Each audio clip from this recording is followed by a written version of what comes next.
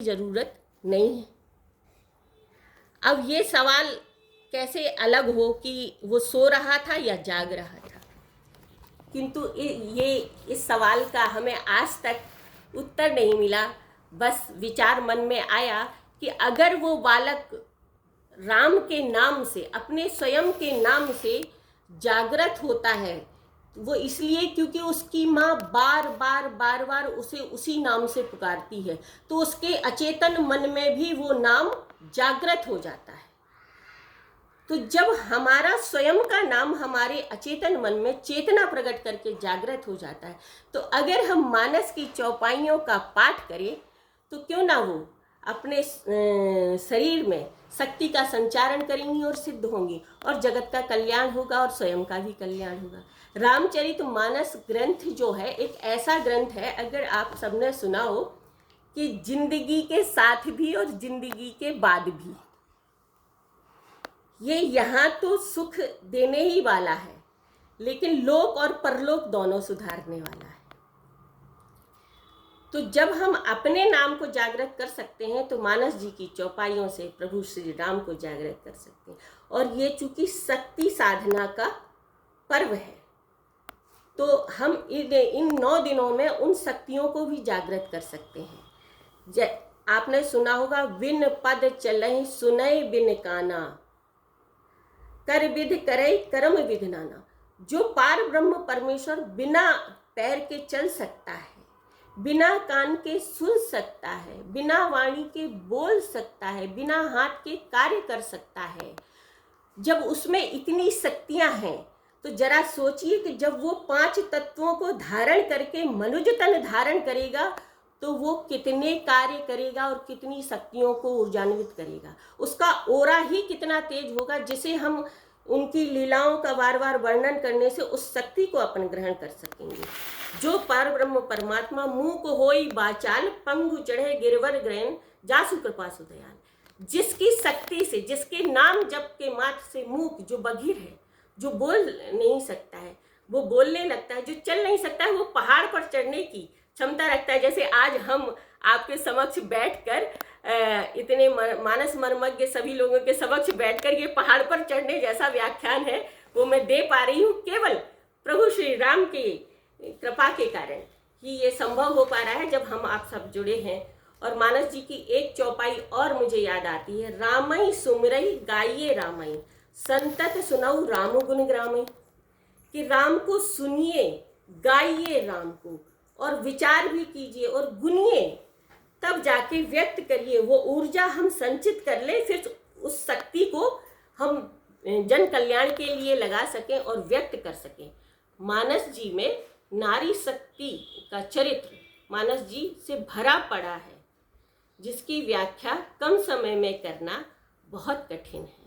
किंतु मानस जी का एक व्याख्यान है, चौपाई भी है, परम सती असुराधिप नारी, तेहि बल तहि न जीत पुरारी। जब जालंधर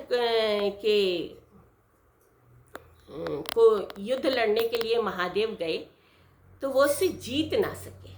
क्यों? क्योंकि उनके पत्नी की जो सतीत्व था, जो शक्ति थी, वो बहुत ज़्यादा थी।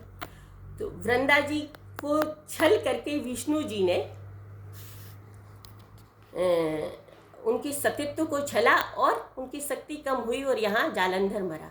वही कालांतर में रावण हुआ, जिस रावण को प्रभु श्री राम ने मारा और उसे परम पद दिया, अपनी शरणागति दी। तो एक सती की शक्ति, जिस मानस जी में जो चर्चा है, एक सती की इतनी शक्ति कि जिसके सतीत्व के कारण भोलेनाथ को भी पीछे हटना पड़ा। तो ऐसी चौपाइयों को ग्रहण करके हम इन 9 दिनों में शक्ति की साधना को अर्जित कर सकते हैं। अब अगर हम बात करें राम जन्मोत्सव की, तो दशरथ जी के पास 3 महान शक्तियाँ थीं, कौशल्या, कैकेयी और सुमित्रा। कौशल्या जो थी वो कौशल का प्रतीक थी, कैकेयी जो थी वो कर्म का प्रतीक। और कर्म कहाँ से हो? शक्ति से। जब हमारे पास शक्ति होगी तभी हम कोई कार्य कर सकते हैं। और कौशल का मतलब होता है कुशलता, और कुशलता कैसे प्राप्त होगी? युक्ति से। और सुमित्रा जी जो थी, सुमित्रा का मतलब होता है सौमित्र, आज हम एक मित्र नहीं बना सकते अपने आचरण से, और सुमित्रा मतलब एक ऐसा आचरण जो संपूर्ण विश्व को अपना मित्र बना ले। तो ये आचरण तो हमें भक्ति से प्राप्त होगा, और भक्ति से कहाँ से आएगी? साधना से प्राप्त होगी। तो जहाँ ये तीन चीजें मिल जाएं, भक्ति, युक्ति, शक्ति, वहाँ निश्चित ही प्रभु श्री राम अवतरित हो जाएंगे। किसी ने कभी कहा होगा कि क्या दशरथ के घर ही राम जन्म लेते हैं, हमारे घर नहीं? निश्चित है, हमारे घर भी राम जन्म ले सकते हैं, अगर हम में भक्ति, शक्ति, युक्ति और साधना करने की क्षमता प्रदान हो, ऐसा आचरण हो कि संपूर्ण विश्व का कल्याण हम भी कर सकें, तो आज हमारे घर भी राम अवतरित हो सकते हैं। अब देखिए कि ये माताओं की शक्ति थी, और वही माताओं की शक्ति उनके पुत्रों में आई। राम जो है कौशल का प्रतीक हुए, भरत वैराग्य का प्रतीक हुए, प्रेम का प्रतीक हुए, लक्ष्मण त्याग का प्रतीक हुए, शत्रुघ्न शौर्य का प्रतीक हुए। तो वास्तव में अगर देखें तो राम क्या है?